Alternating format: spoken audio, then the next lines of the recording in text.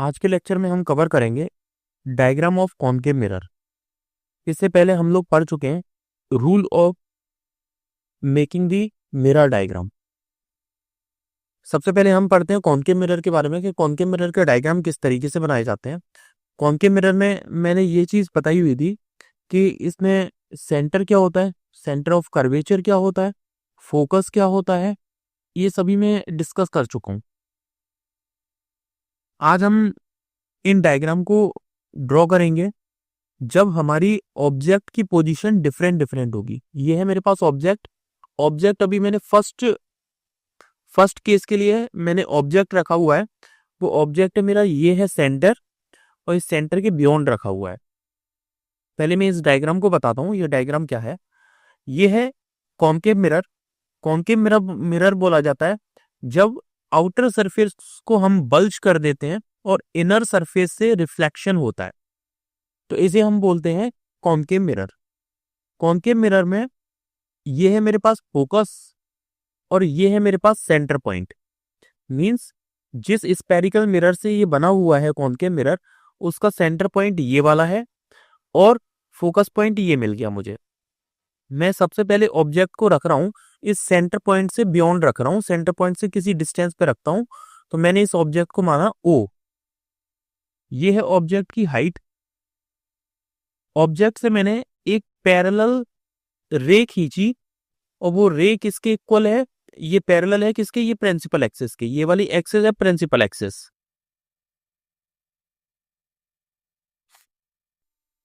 इस principal axis के parallel मैंने ये रे, इंसिडेंट रे ड्रॉप कराई इस कॉनकेव मिरर पे। तो जब ये रिफ्लेक्ट हुई तो रिफ्लेक्ट होने के बाद ये इस फोकस पॉइंट से होकर के पास होगी। ये अपन ने रूल में पढ़ा हुआ है। और अगर कोई भी रे जो फोकस से होकर के पास होती है तो वो after the reflection parallel to the principal axis होती है। मैंने एक रे ये ड्रॉप कराई, तो ये वाली रे जब रिफ्लेक्ट हुई तो ये फोकस से होकर के पास हुई, और एक रे मैंने इस फोकस से होकर के पास कराई, तो ये आफ्टर द रिफ्लेक्शन जब ये पास हुई तो इन दोनों का इंटरसेक्शन पॉइंट यहां बना। और ये जो इंटरसेक्शन पॉइंट है ये सेंटर और फोकस के बीच में बन गया। Means this is image. अब इमेज के बारे में देखें तो इमेज सबसे पहले तो बनी है कि फोकस और इस सेंटर के बीच में बनी है इमेज। और दूसरी, इमेज का जो साइज देखा जाए तो ऑब्जेक्ट का साइज काफी बड़ा है जबकि इमेज का साइज छोटा है। Means image become smaller than object. Third देखिए कि ये जो इमेज है वो उल्टी बनी हुई है, मतलब ये ऑब्जेक्ट ऊपर की तरफ है जबकि इमेज डाउनवर्ड डायरेक्शन में। Means it is inverted image. इसे बोला जाता है उल्टी इमेज, तो it is inverted image. Fourth कि ये जो इमेज है that is real image. Real image और वर्चुअल इमेज ये होता है कि अगर मान के चलिए कि अगर मैं रे को बाहर की तरफ एक्सटेंड करता हूं, तो एक्सटेंड करने के बाद अगर यहां कहीं इमेज बनती है तो इसे अपन बोलते हैं वर्चुअल इमेज। लेकिन अगर इमेज यही बन जाती है रे के रिफ्लेक्ट होने के बाद, इस वाली डायरेक्शन में लेफ्ट साइड बनती है, तो उसे अपन बोलते हैं रियल इमेज। तो ये वाली इमेज है अपनी रियल है। मींस इसमें 4 पॉइंट जो फोकस करने पड़ते हैं। तो सबसे पहला पॉइंट तो ये हो गया कि इमेज अपनी बनेगी सेंटर और फोकस के बीच में। दूसरा, इमेज स्मॉलर बनेगी। तीसरा, इमेज इन्वर्टेड बनेगी। और चौथा, इमेज रियल बनेगी। ये उस पोजीशन में जब object beyond the centre of curvature point रखा हुआ है। सेकेंड पॉइंट में मैंने क्या किया कि इस इमेज को सेंटर पर रखा। पहले इमेज यहां थी, सेंटर से बियॉन्ड थी। अब इस इमेज को मैंने स्लाइड कराया और मैं इसे सेंटर पे रख रहा हूं। तो सेंटर पर जब मैंने इसे रखा तो एक इंसिडेंट रे इस ऑब्जेक्ट से आई और आकर के ये जब इस पर ड्रॉप हुई तो उसके बाद ये रिफ्लेक्ट होकर के फोकस से होकर के पास हुई। ओके, क्योंकि ये वाली जो रे थी इंसिडेंट रे, ये incident ray parallel to this principal axis है, इसीलिए ये after the reflection focus point से होकर के पास होगी। सिमिलरली एक रे मैंने फोकस से होकर के पास कराई और ये after the reflection parallel to the principal axis pass होगी। तो ये parallel to the principal axis reflection के बाद पास हुई। इन दोनों ही रे का इंटरसेक्शन पॉइंट इस पॉइंट पर बना। मीन्स ये जो इमेज है, ये इमेज इसकी सेंटर पॉइंट पर ही बनेगी अगर मैंने ऑब्जेक्ट को सेंटर पर रखा है। तो इमेज भी कहां पे बनेगी? सेंटर पॉइंट पर बनेगी। और इमेज रियल इमेज है, और ये इमेज इन्वर्टेड है। इन्वर्टेड मतलब उल्टी है, और इसका साइज भी वही है जितना साइज ऑब्जेक्ट का है। तो इस केस में अगर मैं देखूं तो देखिए, अगर मैंने सेंटर पॉइंट पर कोई ऑब्जेक्ट रखा हुआ है, means the image will become at the centre, C point पर ही बनेगी। ये रियल इमेज है और ये इमेज इन्वर्टेड है, और इस इमेज का साइज वही है जो ऑब्जेक्ट का साइज है, means same size as object.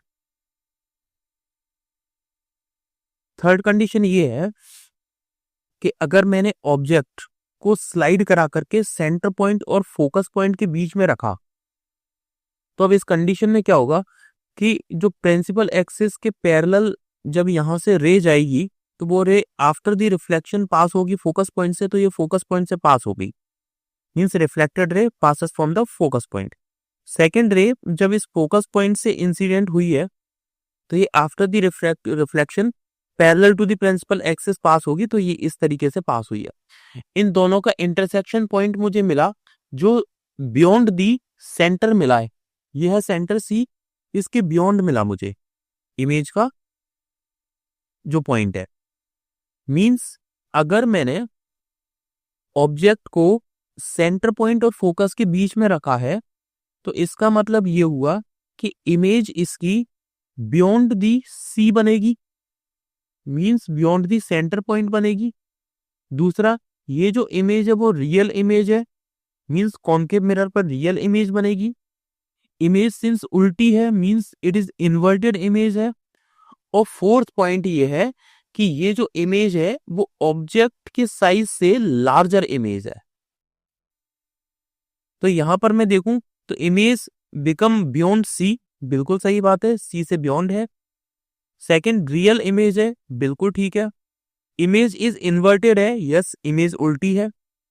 Image is larger than object है, बिल्कुल सही है कि इमेज का साइज ऑब्जेक्ट के साइज से ज्यादा बड़ा है। अब अपन फोर्थ पॉइंट डिस्कस करते हैं। अगर मैंने ऑब्जेक्ट फोकस पॉइंट और पोल के बीच में रखा, अगर मैंने ये ऑब्जेक्ट फोकस पॉइंट, ये है फोकस पॉइंट और ये है पोल, तो पोल और फोकस पॉइंट के बीच में रखा, तो अब देखिए इमेज किस तरीके से फॉर्म होगी कि जब इससे पैरेलल ये वाली रे गई, यहां से पैरेलल जाएगी ऑब्जेक्ट से एक रे, तो ये after the reflection it will pass from the focus point, ये फोकस पॉइंट से होकर के पास होगी। एक रे यहां से ये मैंने ड्रॉ की है, मतलब एक रे इस तरीके से गई कि ये इससे टकराई, और टकराने के बाद ये वापस सेंटर से होकर के निकली। तो जब भी कोई रे सेंटर से होकर के निकलती है, तो इसका मतलब ये है कि उसका इंसिडेंट पाथ और उसका रिफ्लेक्शन पाथ दोनों ही सेम होते हैं। ये चीज मैंने उस समय बताई थी जिस समय मैंने rule of reflection of mirror बताया था। तो उस समय मैंने ये सारी चीजें कवर की थी कि अगर सेंटर से होकर के कोई रे पास होती है, तो इसका मतलब ये है कि उसका इंसिडेंट पाथ और उसका रिफ्लेक्शन पाथ दोनों ही सेम होते हैं। तो ये है इसका इंसिडेंट पाथ और ये है इसका रिफ्लेक्शन पाथ। ओके, जब इन दोनों रे को मैं आगे एक्सटेंड करूंगा, ये दोनों ही रिफ्लेक्टेड रे जब मैंने एक्सटेंड की, तो यहां पर मेरे पास एक इमेज बनी। अब ये जो इमेज है, ये इमेज इसके पीछे बनी हुई है, तो ये वाली इमेज एक वर्चुअल इमेज है।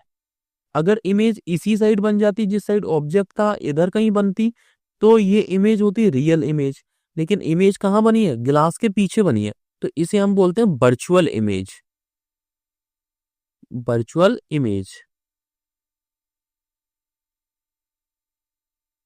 देखिए image will form behind the mirror, बिल्कुल सही है, मींस वर्चुअल इमेज है ये। थर्ड, एरेक्ट इमेज है। एरेक्ट इमेज से मतलब क्या हो गया? एरेक्ट से मतलब हो गया सीधी इमेज है। इमेज ये है ऑब्जेक्ट, ऑब्जेक्ट इस तरीके से है, सिमिलरली इमेज भी इसी तरीके से है। ओके, आगे देखिए, image is larger than object, बिल्कुल सही बात है, इमेज का साइज काफी बड़ा है, ऑब्जेक्ट का साइज छोटा है। अब अपन डिस्कस करते हैं diagram of convex mirror. Convex mirror के केस में सभी केसेस में यही वाला डायग्राम फॉलो होता है। मैंने क्या किया, मैंने ऑब्जेक्ट को यहां रखा और ऑब्जेक्ट से एक रे मैंने पैरेलल टू प्रिंसिपल एक्सिस मैंने इंसिडेंट कराई। जब ये रे इंसिडेंट हुई तो आफ्टर द रिफ्लेक्शन ये वाली रे रिफ्लेक्ट होगी। रिफ्लेक्ट होगी तो जब मैंने इसे एक्सटेंड किया तो ये फोकस से होकर के पास होगी। ये है फोकस पॉइंट और ये है पोल। एक रे है जो रे इस तरीके से इंसिडेंट हुई है कि उसे जब मैंने एक्सटेंड किया तो एक्सटेंड होकर के वो सेंटर पर फॉल हुई। तो अगर मैंने ये रे इस तरीके से मैंने इंसिडेंट कराई कि वो एक्सटेंशन के बाद सेंटर से होकर के पास हो, तो ये वाली रे after the reflection same path को फॉलो करेगी। तो इसने वही सेम पाथ फॉलो किया जिस पाथ से होकर के ये इंसिडेंट हुई थी। जब मैंने इसे एक्सटेंड कराया और इस वाली रे को एक्सटेंड कराया तो यहां कहीं इन दोनों का इंटरसेक्शन हुआ। इंटरसेक्शन के बाद ये एक इमेज बनी और ये वाली इमेज एक सीधी इमेज है इस तरीके से। ओके, तो ये इमेज अगर मैं देखूं तो सबसे पहली चीज तो देखिए कि बिहाइंड द मिरर है। Yes, image behind the mirror है। सेकंड, ये एक्सटेंशन के बाद बनी है, इसलिए इसे मैंने बोला कि ये एक वर्चुअल इमेज। थर्ड, ये एरेक्ट इमेज है, या ये एरेक्ट इमेज है, बिल्कुल सीधी इमेज है, उल्टी इमेज नहीं है।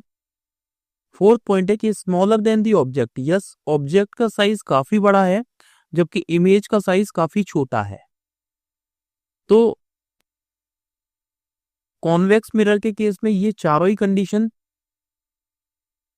सेटिस्फाई होती है, चाहे वो ऑब्जेक्ट कहीं भी रखा हो, किसी भी पोजीशन में रखा हो। क्लियर? तो आज हमने कवर कर लिया कि डायग्राम किस तरीके से बनते हैं। तो इन डायग्राम को एक बार अपन स्टडी करेंगे और उसके बाद अपन इसके सारे डेरिवेशंस टाइप करेंगे। मिरर फॉर्मूला क्या होता है, मिरर फॉर्मूला को टाइप करेंगे और उसके बाद अपन सारे न्यूमेरिकल्स करेंगे। Okay, thank you.